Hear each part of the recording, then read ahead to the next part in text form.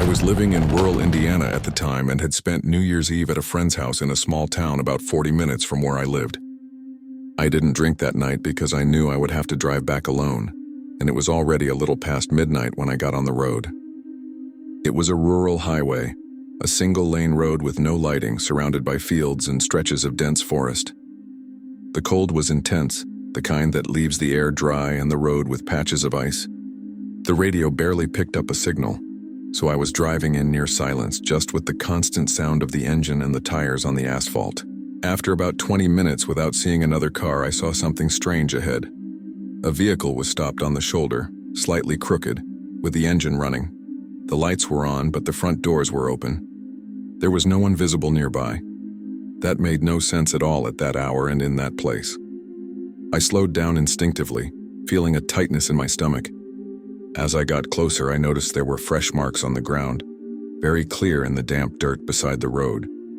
Footprints going from the edge of the asphalt toward the dark forest. No marks coming back. I drove slowly past the car, looking inside without taking my eyes completely off the road. I didn't see bags. I didn't see signs of a struggle, nothing that explained someone leaving the vehicle like that. The engine had clearly been running recently. You could hear its uneven sound as I passed. I thought about stopping, about calling someone, but the idea of getting out of the car there in the middle of nowhere filled me with immediate fear. I kept going for a few more meters, but the image of the open doors wouldn't leave my head. It was as if that car was waiting for someone to stop. That's when I decided to turn around and go back the way I had come. I slowed down even more, looking for a safe spot to maneuver. When I checked the rearview mirror, my stomach dropped. A car had appeared behind me with its headlights off. I hadn't seen anyone pass me, and I hadn't noticed any lights before. It was too close, keeping the same distance, invisible until that moment. I tapped the brakes lightly by reflex, and the car behind me slowed as well. That confirmed it wasn't a coincidence. My heart started pounding, and I felt my hands sweat on the steering wheel despite the cold. The road was narrow with ditches on both sides, and there was no real space to stop without being vulnerable. The car behind me stayed with its headlights off, just a dark mass glued to my rear. I tried to speed up a little to create distance, but it matched me exactly, neither getting closer nor falling back. The silence inside my car became heavy, broken only by the sound of the engine revving higher. I had the clear feeling that any wrong decision there could leave me trapped between that car and the other one stopped up ahead. I glanced forward again and saw the abandoned car still on the shoulder, the doors open just as before. The footprints were still visible, leading into the dark forest, where you couldn't see anything beyond dense shadows. For a second, I thought the car behind me would stop too, forcing me to get out. Instead, it slowed along with me when I reduced speed, as if it were pushing me toward that specific spot on the road. That was the moment I understood the situation wasn't random. It felt staged, calculated to make me hesitate. I thought about honking, about turning on my hazard lights, about anything that would break that silent control, but nothing seemed like a good idea. The car behind me remained invisible, headlights off, but far too present to ignore. When I slowed a bit more to try to pull onto the shoulder and turn around, it moved closer just enough to block me. It didn't touch me, didn't make a sound. It just occupied the space. My entire body was tense, and I felt a bitter taste in my mouth from nerves. I looked again at the open doors of the other car and had the clear sense that stopping there was exactly what someone wanted.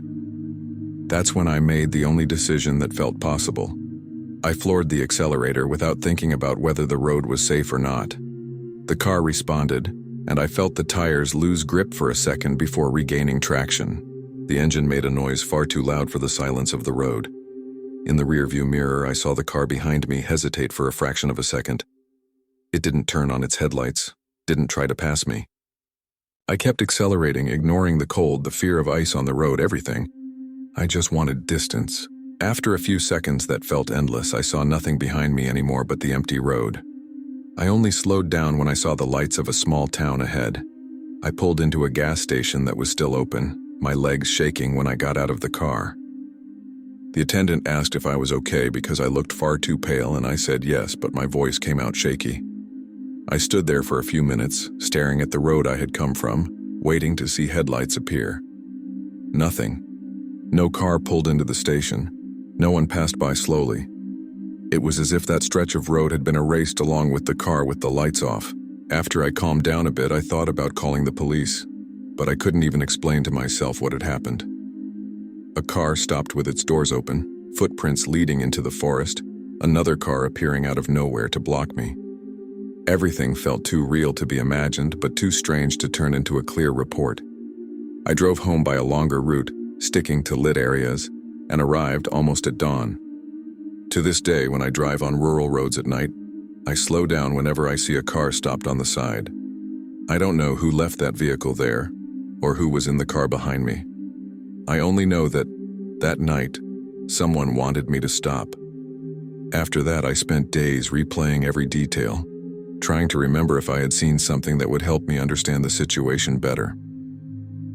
I thought about the footprints, the way they went straight into the forest with no marks coming back.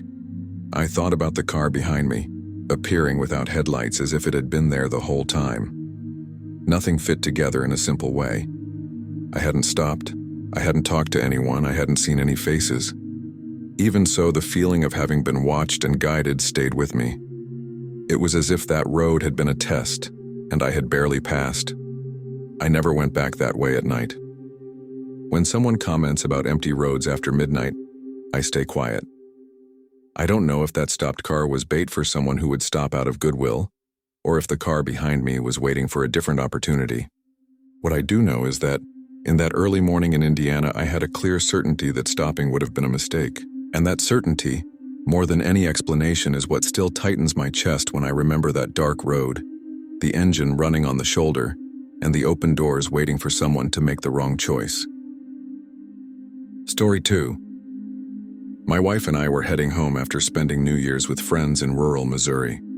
We left in the early morning hours, after midnight, trusting the phone's GPS far too much, which started to fail as soon as we entered a rural area.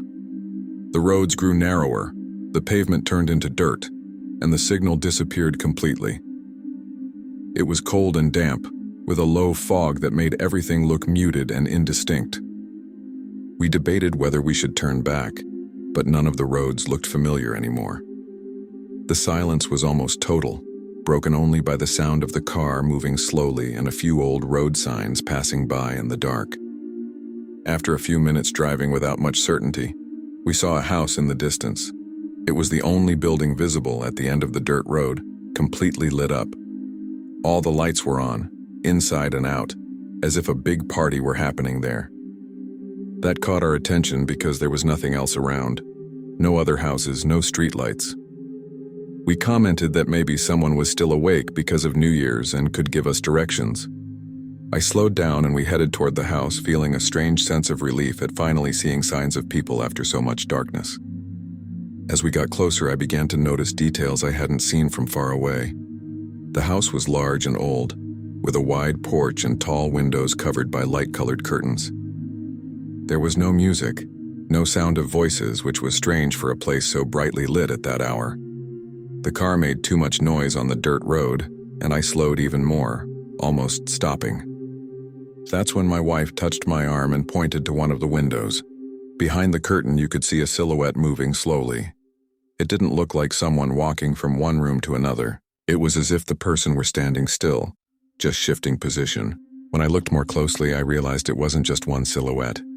In another window, farther to the side, there was another dark shape moving in the same way. No curtains opened, no one came out onto the porch, but the shadows were clearly there. The sense of relief started turning into discomfort. I commented that maybe it wasn't a good idea to stop so close, but we were already almost in front of the entrance gate, which was open. Even so, I moved forward slowly, thinking we could just ask quickly and leave. The air felt heavier there, and there were no insects, no nighttime sounds coming from the woods around us. I stopped the car for a few seconds before getting out, trying to decide whether to step out or not. The house lights stayed on, but nothing changed. No door opened, no one appeared outside. The silhouettes behind the curtains were still moving slowly, as if the people inside were repositioning themselves to get a better look. My wife said quietly that something was wrong, that it didn't feel like a normal house. I agreed, and that was the moment I decided to leave without asking for any directions.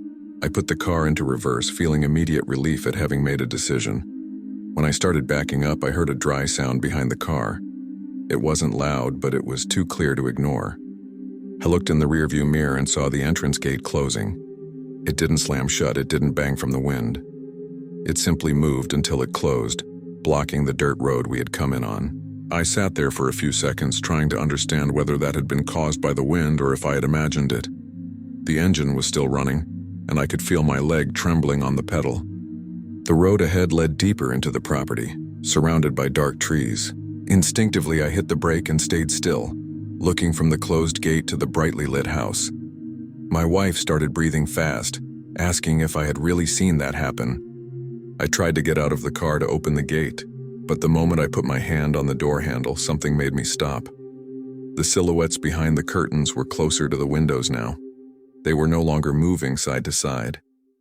They were still, as if all of them were looking directly at us. No lights changed, no door opened, just that clear feeling that we had drawn too much attention. That's when I saw the front door open. Not all the way, just enough to create a dark rectangle in the middle of the light. A person stepped out and stood on the porch. You couldn't see the face, just the unmoving body facing the car. Soon after, another figure appeared beside them, and then another, emerging from the sides of the house. No one spoke, no one signaled. They just came out and stood there, spread across the front of the house and the road, keeping distance from one another. It didn't look improvised. It looked rehearsed, like something that had happened before. My first impulse was to accelerate and try to force the gate, but I had no idea whether it was fragile or if I might damage the car and leave us stuck there.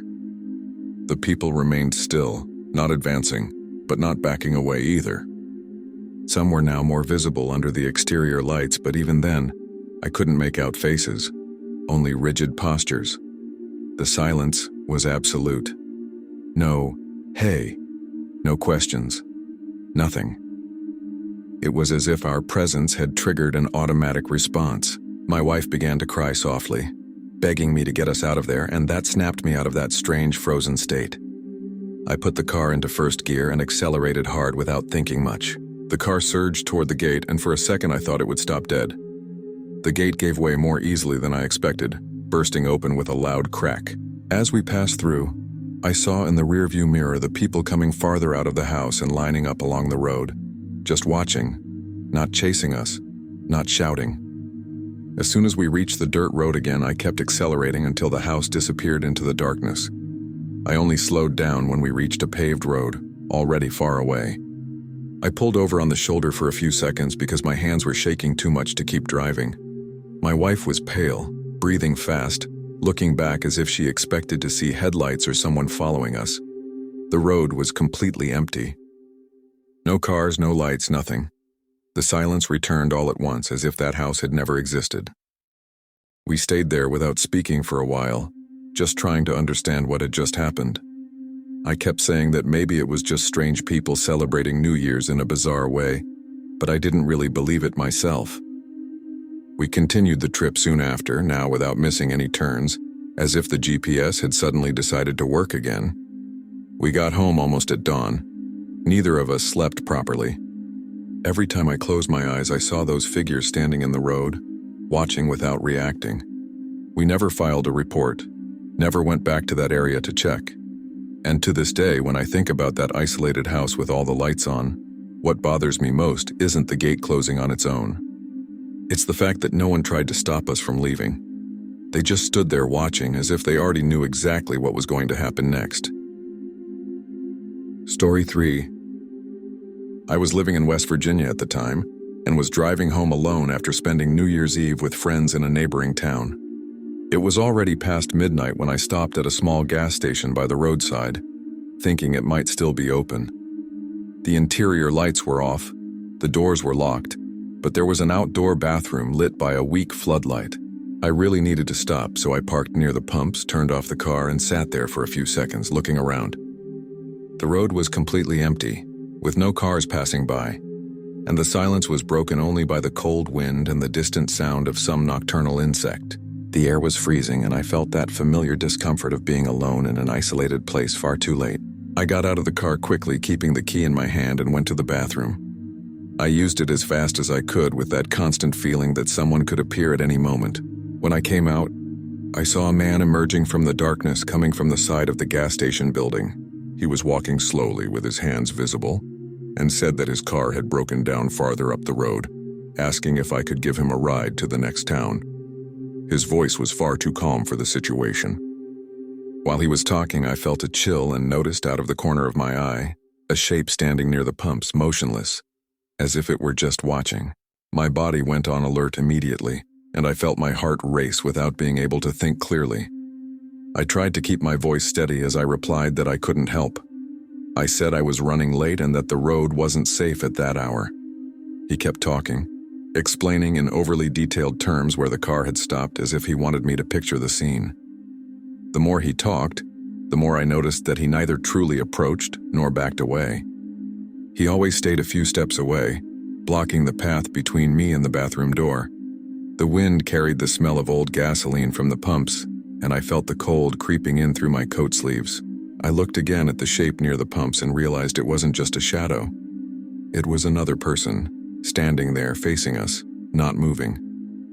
That was the moment I decided to leave without arguing any further. I took a step back and said I had to go, pointing toward my car. The man stopped talking immediately, as if that response had been expected. Neither of them tried to follow me. I walked quickly to the car, my legs feeling heavy, and got in without looking back. I locked the doors before even starting the engine. When I turned the key, my hands were shaking so much that I almost stalled the car. I pulled out of there without thinking, heading back onto the dark road. In the rearview mirror, I saw the two men stepping out of the shadows and walking calmly toward the road side by side, with no hurry at all, as if they already knew exactly what I would do. I drove for several minutes without really knowing how fast I was going. I only realized I was driving too fast when my hands started to ache from gripping the steering wheel so tightly. The road remained empty with no headlights behind me, but I couldn't stop checking the rearview mirror. The image of the two men walking together, calm and unbothered, kept replaying in my mind. They didn't run, didn't shout, didn't seem frustrated. That bothered me more than any aggressive reaction would have. It felt like my escape had already been part of the situation from the start, as if they had counted on it. After a while, I pulled over onto a more illuminated shoulder, near an area with scattered houses. I stayed there for a few minutes, engine running, trying to calm down. I thought about calling someone, about telling what had happened, but I didn't even know how to explain it without sounding exaggerated. Nothing had really happened, and yet I felt like I had escaped something serious. I went home shortly after without stopping anywhere else. To this day, when I pass closed gas stations at night, I remember that silence, the isolated bathroom, and how those two men walked back to the road with the certainty that I would do exactly what I did. I got home almost at dawn, my body exhausted but my mind on high alert. I locked everything and stood in the middle of the living room for a few minutes, listening to the silence, trying to feel whether I was truly safe. I went to bed, but woke up several times at the slightest noise as if I were still at that gas station. The next day I tried to rationalize everything. I thought that maybe they were just two men genuinely needing help, that I had misinterpreted things because I was alone and tired. But that explanation never quite fit. If it was just a request for a ride, why would the other one stay hidden, standing there saying nothing? What stayed with me most was how calm they were after I got into the car. There was no surprise, no frustration, no urgency. They simply accepted it and returned to the road like people wrapping up something that had ended exactly as expected. I never told this story to many people because it's hard to explain fear when there's no clear threat. But that New Year's night, at that closed gas station in West Virginia, I was certain that my decision to leave wasn't just instinct. It was the only thing that disrupted a plan I wasn't meant to understand. After that day, I avoided driving alone at night whenever I could. I started planning my stops better, fueling up before dark and completely ignoring places that felt too isolated. Even so, for a while, every time I slowed down near a gas station or a shoulder, my body reacted on its own, as if expecting someone to step out of the darkness. I mentally replayed the way the first man spoke, unhurried, as if he had all the time in the world, and how the other remained quiet, motionless, almost invisible. Neither of them seemed afraid of me, of the empty road, or of the night. That was what bothered me the most. A few weeks later, I passed that same stretch of road again during the day, more out of curiosity than courage. The gas station was closed in the same way, abandoned, with old signs and weeds growing around the pumps. There was no sign of a broken-down car, no recent marks on the ground. Everything looked ordinary in the daylight. Still, I didn't stop. I just slowed down a bit and kept going, with the same strange feeling in my stomach. The certainty that that night I wasn't chosen by chance, and that those two people were already there waiting for someone to stop, is something that never settled inside me. After that, I never stopped at a closed gas station again. Not to use the bathroom, not to check a map, not out of curiosity. I learned to listen to that bad feeling that shows up before any logical thought. That night, it wasn't exaggerated fear or imagination. It was the clear perception that there was more than one person there, coordinated, waiting for a specific reaction. The request for a ride wasn't the problem. The problem was everything that wasn't said, everything that stayed still in the dark watching. Their silence after I got into the car was more frightening than any direct threat would have been. To this day, when I think about that New Year's night in West Virginia, I can't decide whether they wanted help, company, or something worse. Maybe I'll never know. What I do know is that they didn't chase me, didn't try to stop me, didn't show surprise. They simply walked calmly back to the road, as if the night still had many other opportunities. And that idea, that I was just one possibility among others, is what makes that closed gas station stay with me long after I drove away. Story 4. I was in Washington at the time and had gone to spend New Year's Eve with some friends at a state park, known for the fireworks that happen near the lake. There were 4 of us, all in our early 20s, and we decided to stay until the end because the weather was relatively calm despite the cold. After midnight, the park started to empty out quickly, and we decided to walk back to the main parking lot to avoid traffic. We were tired, still laughing about the countdown, wearing thick coats and beanies, with our breath visible in the air. The lights near the lake grew more distant as we walked, and the sound of people gradually faded. At some point along the way, we thought we had taken the right trail back, but soon realized the lighting had ended. There were no lampposts, just the faint moonlight filtering through the trees. We commented that it might be a shortcut and kept going for a few more minutes, trying to maintain our pace. The ground was uneven, with exposed roots and damp leaves, and the silence inside the trees felt different, more enclosed.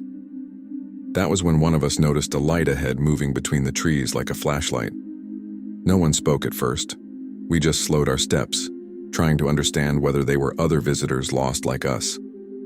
We almost stopped at the same time when we realized it wasn't just one light. Another flashlight appeared behind us, farther away but clear enough to be seen between the trunks. Neither of them approached quickly, nor did they seem lost. They just moved slowly, keeping their distance. We called out loudly, asking if anyone needed help or if that was the right trail, but there was no response. The sound of our voices died quickly among the trees, without echo. That changed the mood instantly. The cold felt stronger and the joking ended completely. We started walking again, now more alert, trying not to make too much noise with our steps. As we moved forward, I noticed that the flashlights also moved when we moved. If we slowed down, they slowed down. If we stopped, they stopped. It wasn't obviously synchronized, but it was close enough to be unsettling. One of the flashlights ahead seemed to be guiding us deeper into the trail, not toward an exit. The one behind kept the path we had come from blocked. No one said anything, but you could feel the nervousness in the way we breathed and glanced around. At some point, someone whispered that something wasn't right, and that we needed to get out of there without drawing attention. We turned off our own flashlights almost at the same time, more out of instinct than any agreed plan. We stood still, huddled between trees and bushes, trying to control our breathing. The silence became too heavy, and every small sound felt loud. The flashlights kept moving for a few seconds and then stopped. The one in front stayed fixed, pointed at the ground as if someone were waiting. The one behind moved a little closer and also stopped. We didn't hear footsteps or voices, just that stationary glow in the darkness, too close to be a coincidence. We stayed there for a time that felt much longer than it really was. One of my friends pointed to the side of the trail, where there was a lighter opening between the trees. It looked like another path, narrower, almost invisible unless you were looking for it. We started moving slowly in that direction one at a time, trying not to snap branches or make noise. The flashlights didn't follow us immediately, which gave a false sense of relief. Even so, no one spoke. The idea was just to get out of there without being noticed. We followed that side path for a few minutes, always alert for any light moving behind us. The improvised trail sloped downward slightly and then turned left, which helped break the line of sight with the section where we had seen the flashlights. The ground there was wetter and I almost slipped twice, caught by one of my friends. No one complained, no one joked. We were too focused on getting out. At one point we heard a distant rustling like controlled footsteps on leaves, but we couldn't tell where it was coming from. We stopped again, waiting, our hearts pounding too loudly for the silence of the place. After another stretch, we began to see stronger lights ahead, different from the flashlights. They were fixed, yellowish lights typical of a parking lot. That brought immediate relief, but no one sped up. We exited the trail one by one and reached the asphalt almost at the same time. The parking lot was nearly empty at that hour, with only a few cars scattered around. That was when we saw a vehicle parked near the exit, its trunk completely open. There was no one around, no doors moving, no sound of conversation. The car was off as if someone had been interrupted in the middle of something and had simply disappeared. We stared at that car for a few seconds, not knowing what to do. The open trunk felt far too out of place in that nearly empty parking lot. One of my friends whispered that maybe someone had forgotten to close it, but no one moved to check. The feeling was similar to the trail, that getting too close wasn't a good idea. I looked around for movement, any flashlight, any sign of people, but saw nothing beyond the fixed parking lot lights in the road ahead. The air felt colder there, and my hands started to ache inside my gloves. We got into the car as fast as possible and left without discussion.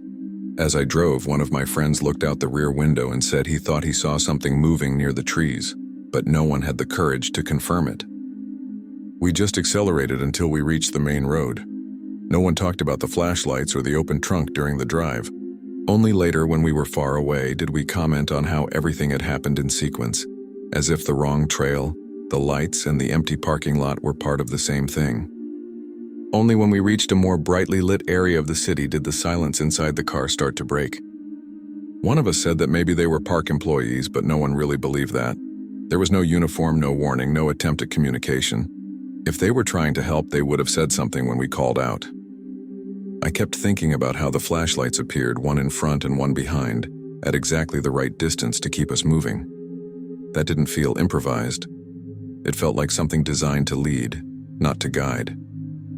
That night, I got home with a strange feeling that we had escaped something that never fully revealed itself. Nothing chased us. No one ran after us. No one shouted. Even so, the discomfort stayed. To this day, when I think about that dark trail after the fireworks in Washington, what gives me chills isn't the flashlights themselves, but the fact that they disappeared at the exact moment we left the main path, as if that stretch existed only for those who entered it. After that, I tried to forget about it, but it wasn't that simple. In the days that followed, each of us mentioned a new detail we had noticed at the time, but hadn't said anything about. One said he thought he had seen more than 2 flashlights for a few seconds. Another said that when we turned off our lights, he had the impression that someone had stopped very close, too close not to be seen. None of it could be confirmed, and maybe that's why it bothered us so much. There was no clear scene to remember, just fragments and sensations that didn't fit together properly. We never went back to that park at night. When I tell this story, people usually say it must have been coincidence, other visitors, hunters, anything like that. Maybe it was, but every time I think about that open trunk in the empty parking lot, the feeling comes back. It felt like someone had been in the middle of something and had to leave in a hurry, as if a plan had been interrupted. I don't know if the wrong trail led us close to something we weren't meant to see, or if we were simply lucky to get out in time. After that night, I started paying much closer attention to trails, signs, and lighting in parks. I always check maps beforehand, always return by the most obvious route, even if it's longer. What happened there didn't involve confrontation or a direct threat, and maybe that's why it's so hard to explain. The feeling wasn't immediate panic. but of being guided, silently observed. The flashlights didn't chase us or try to scare us. They were just there in the right place at the right time, making the wrong trail feel like the only possible path. Even today, when I remember the fireworks reflecting on the lake and how everything seemed normal minutes earlier, I feel a discomfort that's hard to shake. The dark trail, the lights appearing without sound, the empty parking lot with a car open as if someone had left in a rush. None of it ever had a clear explanation, and no one ever confirmed who those people were or what they were doing there. What remains is the certainty that New Year's Eve in Washington we walked into a place we shouldn't have been, and only got out because we realized in time that something was wrong. Story 5. I was in college at the time and worked as a waitress at a small restaurant in a rural town in Kansas. On New Year's Eve, I stayed later to help close the place because almost everyone had left early to celebrate. I left shortly after midnight, tired, with the smell of fried food on my clothes and that strange silence that settles in after the town goes to sleep. I lived about 20 minutes from there, and the route was almost entirely along a 2-lane road with no lighting, surrounded by open fields. The cold was dry, and the road felt even emptier than usual. I turned the radio on low just so I wouldn't be driving in complete silence. About 5 minutes after leaving town, I saw the headlights of an old truck approaching in my rearview mirror. It passed me far too slowly for that road, making a loud metallic noise, like some part was loose. When it went by, I got a better look. It was an old dark truck, its body covered in marks and with no logo at all. The driver kept his face forward, not looking at me. I thought it was strange that he was going so slowly, but I kept driving, trying not to think too much about it. A few minutes later, when the road began to curve gently, I saw headlights coming from the opposite direction. My stomach tightened when I realized it was the same truck. It slowed down as it passed me, almost pulling alongside me for a second before continuing on. I tensed up immediately but tried to rationalize it. That road didn't have many places to turn around, and maybe he had pulled into some property and come back. Still, it didn't make sense for him to have appeared again so quickly. I kept driving, now paying far too much attention to every dark stretch ahead. The radio started to cut in and out with static, and I ended up turning it off. The silence became heavy. I kept checking the rearview mirror, expecting to see those yellowish headlights again, but the road behind me looked empty.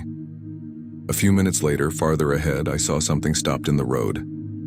I slowed down, thinking it might be an animal or a fallen branch. When I got closer, my heart started racing. It was the truck. The same old truck was parked partially across the road, taking up a good portion of the lane with its headlights on. It wasn't completely blocking the road, but enough to force any car to slow way down or stop. The engine seemed to be running, but there were no hazard lights, no sign of a request for help. I felt a chill run up my spine and gripped the steering wheel tightly, trying to decide what to do in seconds. When I got close enough to see into the cab, I realized the driver was still inside. He didn't get out, didn't wave, didn't signal anything. He just sat there, hands on the wheel, looking in my direction. He didn't look nervous or in a hurry. That scared me more than if he had been gesturing or asking for help. I slowed as much as possible, feeling the car vibrate on the cold asphalt, and for a second I thought about backing up. But the road behind me was long and too dark to maneuver safely. The shoulder on the right side was narrow, but it looked firm enough. My body slipped into that automatic mode where you decide before you fully think it through. I pressed the accelerator and steered onto the shoulder, slowly squeezing through the space left between the truck and the edge of the road. The driver turned his head to follow me as I passed, his eyes fixed on me, expressionless. He didn't open the door, didn't turn on the hazards, didn't try to follow me. He just watched. When I got back onto the road, I accelerated as hard as I could, my heart pounding so loudly it felt like it was interfering with my breathing.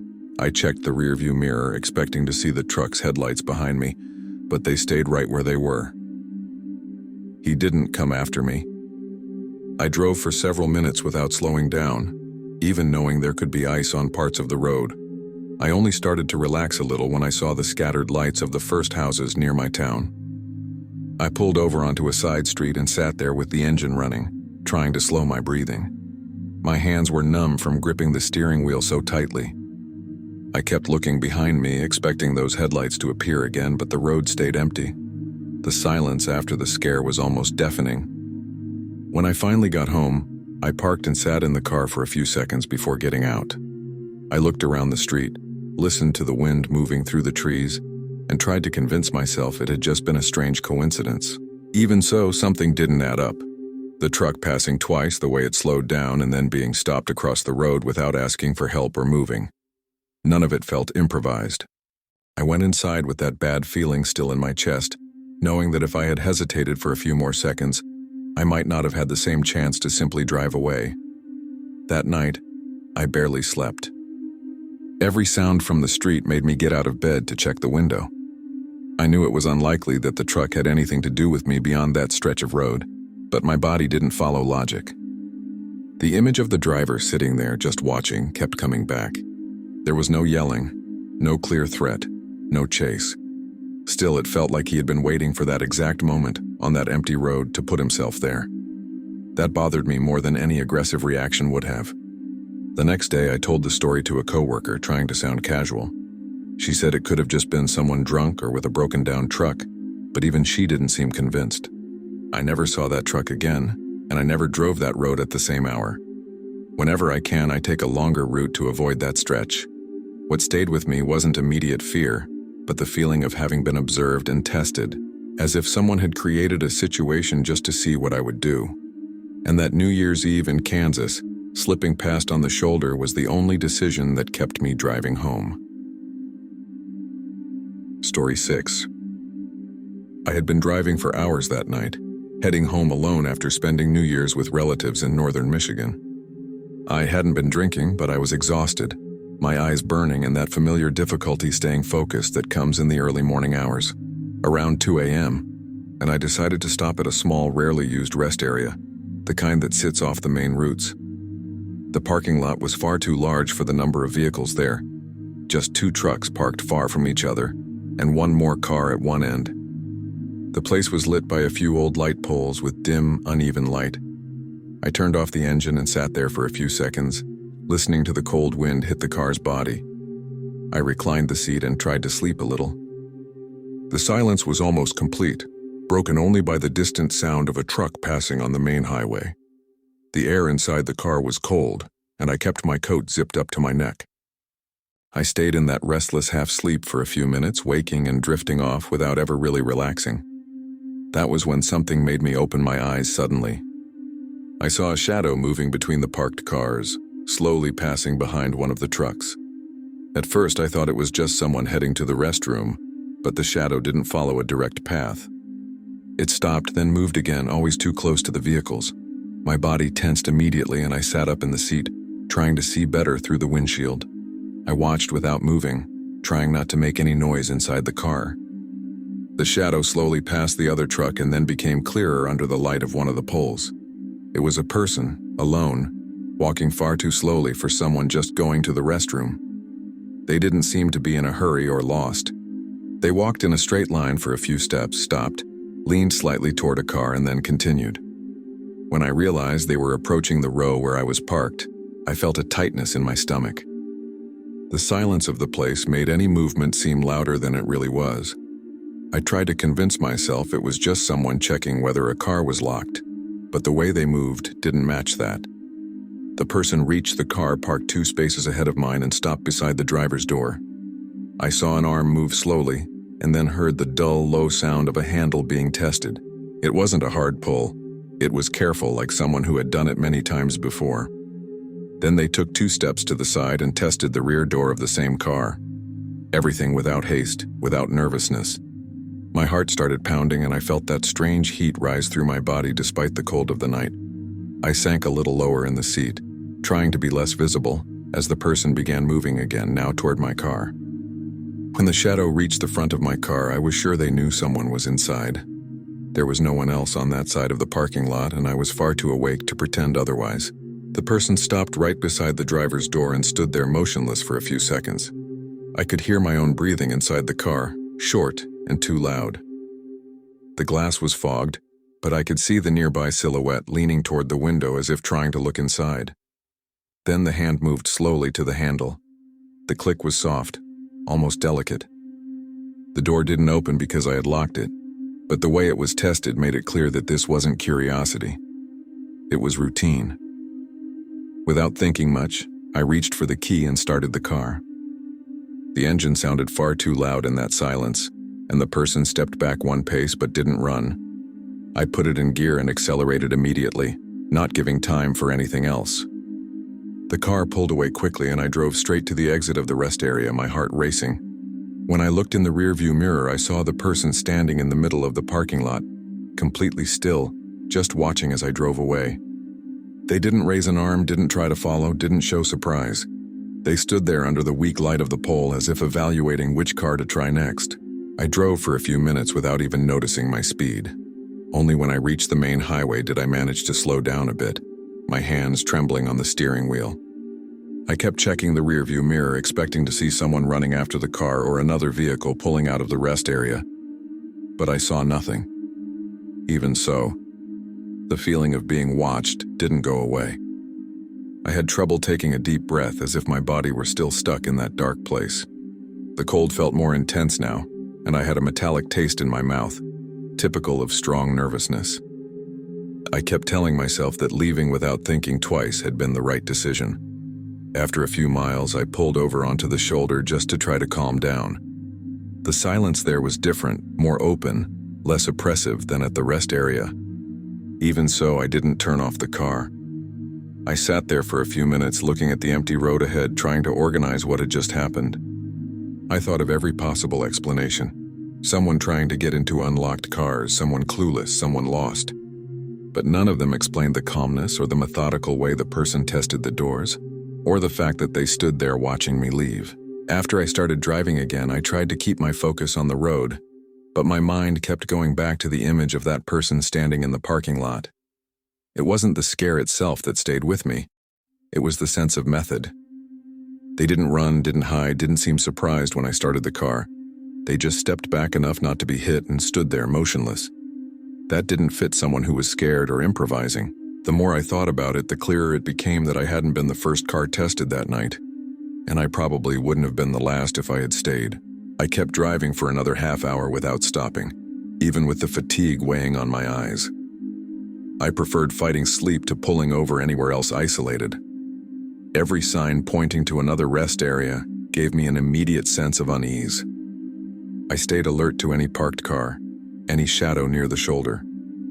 When I finally saw the lights of a small town ahead, I felt a physical relief, as if my whole body relaxed at once.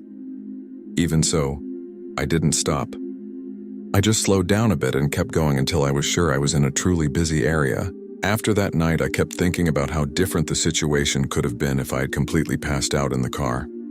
The person didn't make loud noises, didn't bang on doors, didn't draw attention. If I had been sleeping deeply, I might have only woken up to the door opening or someone trying to get in. That thought gave me a chill that didn't fade quickly. I realized how much sense that rest area made for someone like that.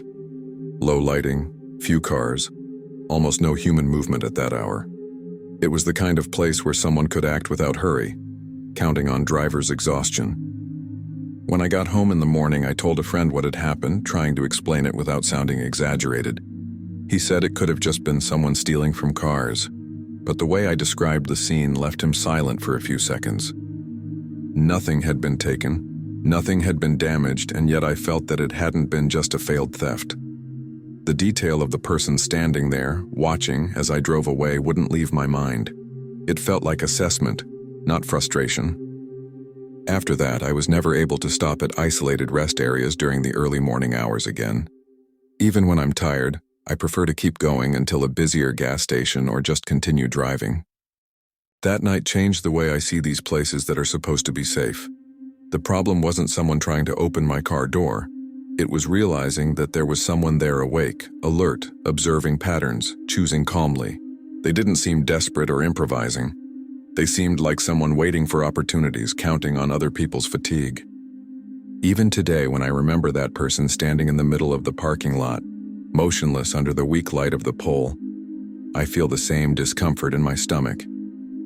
There was no chase, no confrontation, and maybe that's why it's all been harder to process.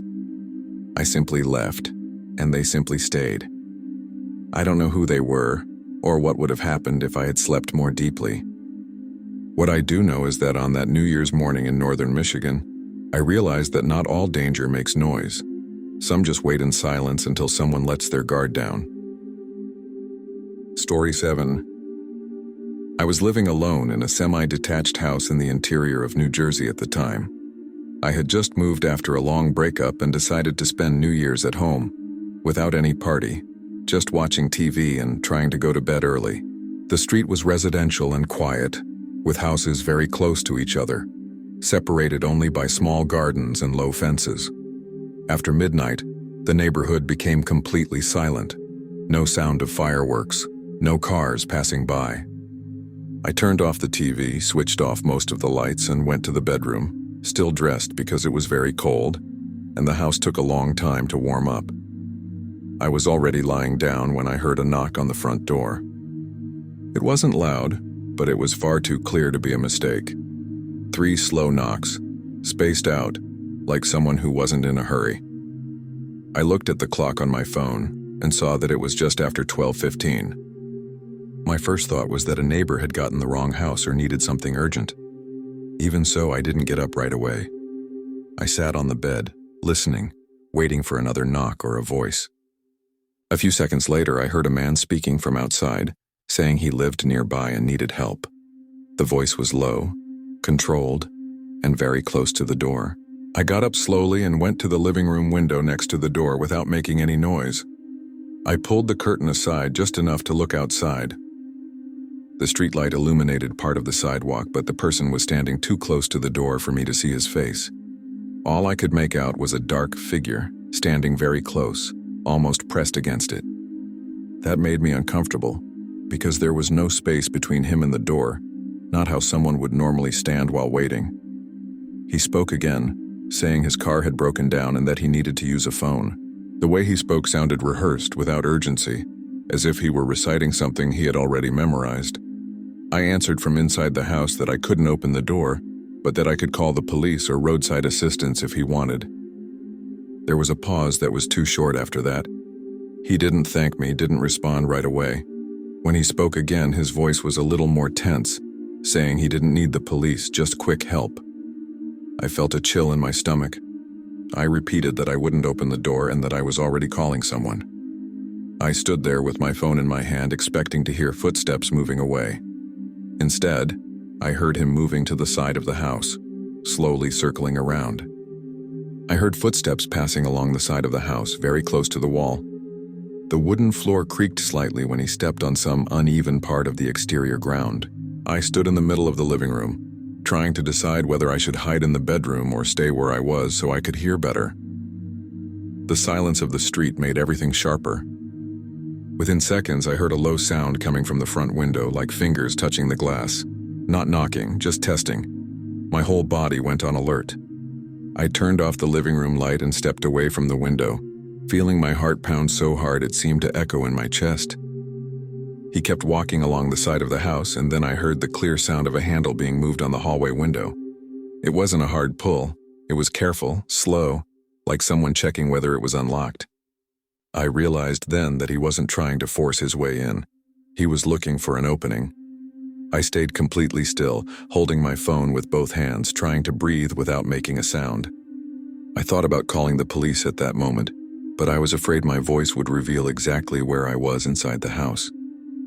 After a few minutes, I heard footsteps on the other side of the shared wall, near the small yard that separated my house from the neighbors. The sound was controlled, unhurried, like someone who knew the space and was testing boundaries. Then I heard the same low sound of glass being touched again, this time at the back window. It was always the same pattern: approach, stop, test, move on. No talking, no new requests. That was when I became certain that the conversation at the door had only been a pretext. If he really needed help, he would have accepted it when I offered to call someone. That's when I noticed something different on the street. A light turned on in the house next door, on the other side of the shared wall. Soon after, another light came on a little farther down. The man stopped moving for a few seconds, as if he were listening too. I stood there, barely breathing, waiting for the next sound. When I heard footsteps moving away from the house, I felt immediate relief, but I didn't move. I waited a while longer, listening as the silence slowly returned. I waited several minutes before moving, even after I heard nothing else outside. The neighboring house's lights were still on, and that seemed to be the only thing that had really changed the situation. I went to the window carefully and peeked out at the street again. There was no one on the sidewalk, no shadows moving away, no cars running. The silence returned to what it had been before, but now it felt artificial, as if it had been forced. I locked the door with the key, even though it was already locked, and checked every window one by one, touching the handles to be sure. I went back to the bedroom and sat on the bed, unable to lie down. My body was still tense, as if expecting to hear another sound at any moment. I kept thinking about how he knew I was alone, about how he chose to knock just after midnight, when everything was too quiet. I also thought about how close he had stood to the door, too close for someone who just needed help. None of it felt improvised. It was as if he had counted on the possibility that I would open the door, but had an alternate plan in case I didn't. I stayed awake the entire night, sitting in the bedroom with my phone charging and the bedside lamp on. Every creak of the house made me look at the door. At times I thought I heard footsteps on the sidewalk, but when I really listened, there was nothing. The street was far too quiet, as if everyone had decided to sleep at the same time. I tried to convince myself that he was gone for good, but the way he left, only after the lights came on, kept me from relaxing. It felt like he knew exactly when it was no longer worth staying. When it started to get light, I went to the kitchen and made coffee just to have something warm in my hands. I looked out the back window and saw the empty yard, with no clear marks on the hard winter ground. Even so, the sense of invasion remained. There had been no break-in, no confrontation, nothing I could point to as proof. And yet someone had moved around my house, tested windows, evaluated possibilities, all while I was inside, hearing every step. That was what affected me the most. The next morning, I spoke briefly with a neighbor when she went out to get the newspaper. I mentioned that someone had knocked on my door during the night, trying to sound casual. She said she had also woken up to a noise and turned on the light but hadn't seen anyone. That confirmed what I already suspected. The lights were the reason he left. It wasn't fear, it was calculation. I went back inside with a knot in my stomach, realizing that if I had opened the door or if the neighbors hadn't woken up, the night could have ended very differently. After that, I spent the entire day with the feeling of being behind something, as if I had narrowly escaped. I locked everything, left some lights on even during the day, and avoided going out. I kept replaying the sound of the knocks, the controlled voice asking for help, and the way he moved around the house after hearing no. Nothing was explicit, nothing was direct. But on that New Year's night in New Jersey, I learned that some people don't knock on doors expecting an answer. They knock to measure time, reaction, and how alone you are. Thank you very much for your company until the end. Your support is what gives life to this channel. If these stories have caught you, don't forget to leave your like and comment on your opinion. And if you are not yet part of our community, sign up now to receive the next real horror stories.